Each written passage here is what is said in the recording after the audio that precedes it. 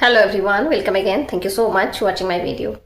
इस वीडियो के माध्यम से आज मैं बात करूंगी क्या आप प्रेगनेंसी प्लान करना चाह रहे हैं और आपकी प्रेगनेंसी नहीं होती, यानी कि क्या आप इनफर्टिलिटी से सफर कर रहे हैं। तो आइए इस वीडियो के माध्यम से आज मैं आप लोगों के साथ शेयर करूंगी कि किन गलतियों की वजह से आपकी प्रेगनेंसी नहीं रुकती है।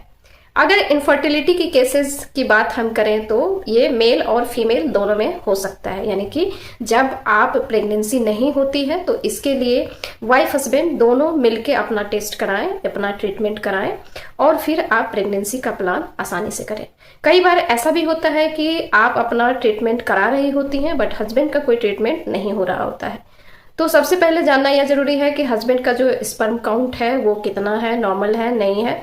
ये जान के अगर सब कुछ हस्बैंड साइड से नॉर्मल आता है तो फिर आप अपना ट्रीटमेंट आसानी से कराइए और आपकी ये इनफर्टिलिटी की जो ट्रीटमेंट होती है आपके लिए आसान हो जाएगा। अभी मैं ट्रीटमेंट के बारे में बात करी कि आपको किस तरीके से ट्रीटमेंट को अपनाना चाहिए, लेकिन मैं बात करूंगी कि प्रेगनेंसी का आप ट्रीटमेंट ले रहे हैं या आपकी प्रेगनेंसी का आप ऐसे नेचुरल ट्राई कर रहे हैं तो इसमें कौन सी गलतियां ऐसी होती है जो आपको कभी भी नहीं करनी चाहिए। प्रेगनेंसी के लिए आपकी लाइफ स्टाइल यानी कि आपकी जो जीवन शैली है वो सही होना बहुत जरूरी है।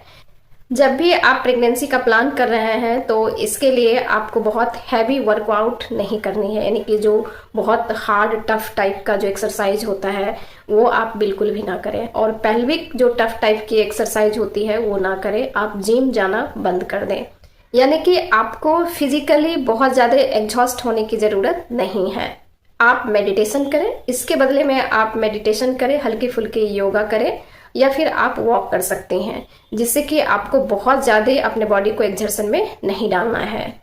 आप ब्रीदिंग एक्सरसाइज जरूर करें, जैसे कि आलोम विलोम एक्सरसाइज आती है, सांसों वाली एक्सरसाइज आती है और फिर आप भ्रामरी एक्सरसाइज कर सकते हैं जिससे कि आप काफ़ी रिलैक्स रहेंगे।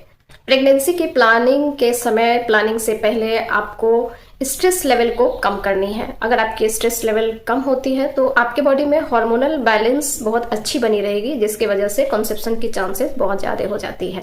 आप अपने प्रॉपर बैलेंस डाइट का ख्याल रखें, जिसके वजह से आपकी जो हार्मोनल इम्बैलेंस होती है ना वो बैलेंस हमेशा बना रहेगा, तो आपके प्रेगनेंसी में काफ़ी अच्छा खासा मदद मिलेगा। इस समय पे आपको ट्रैवलिंग बिल्कुल भी नहीं करनी चाहिए और आपको ध्यान रखना है कि प्रेगनेंसी के लिए जो आपका पीरियड का डेट होता है, यानी कि आपका जो भी डेट होता है उसमें उस मंथ में 11वें से लेके 21वें दिन के बीच में आपको फिजिकल रिलेशनशिप में हस्बैंड के साथ रहना है।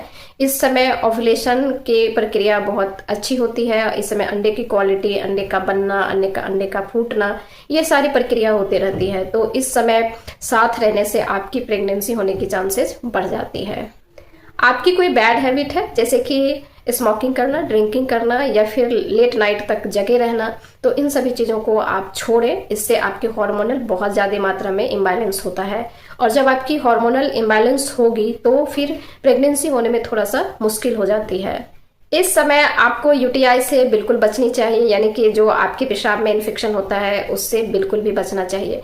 यूटीआई के वजह से भी कई बार प्रेगनेंसी नहीं होती है। यूटीआई से बचने के लिए आपका जो टॉयलेट सीट होता है वो साफ होनी चाहिए। आप पेंटी रेगुलर पहने, बाहर का जंक फूड या फिर कोई भी फूड ना खाएं या फिर पानी जो आप पीते हैं बिल्कुल वो फिल्टर्ड वाटर होना चाहिए। इन सभी चीज़ों से आपको यूटीआई नहीं हो सकती है और फिर आप कंसेप्शन के लिए बिल्कुल रेडी रहेंगे। आपको यह भी ध्यान रखना है कि आपकी डाइट, आपका मेडिटेशन, आपका एक्सरसाइज सब कितना होना चाहिए। प्रेगनेंसी तभी होगी जब आपका प्रॉपर वे में ओव्यूलेशन होगा और आपका एंडोमेट्रियम बहुत अच्छा से बना रहेगा। यूट्रस का वॉल में जो एंडोमेट्रियम बनता है वो बहुत अच्छी होनी चाहिए। आपकी जो एग बनती है उसकी क्वालिटी अच्छी होनी चाहिए।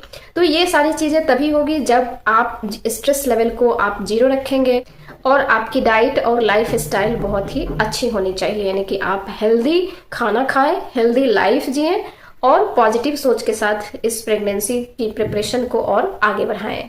खाने या फिर रहने की मैं बात करूं तो थोड़ा सा गर्म तासीर वाली चीज़ों से आपको दूर रहनी है, यानी कि आपको बहुत गर्म जगह पे नहीं रहना है या फिर बहुत गर्म तासीर वाले खाना नहीं खाना है। आप जरूर नोटिस करें इस समय पे आप क्या ये सारी गलतियां कर रहे हैं। आप अगर आप कर रहे हैं इन सारी गलतियों को तो जरूर इन सारी गलतियों से बचने की कोशिश करें और आपके डॉक्टर जो भी एडवाइस करते हैं प्रेगनेंसी के लिए आप उसको फॉलो जरूर करें। मैं जो अभी टिप्स बताई हूँ ये रियल प्रैक्टिकल टिप्स है, आपको जरूर इसको अपनाना चाहिए और अपने प्रेगनेंसी को सफल बनाना चाहिए। Thank you for watching.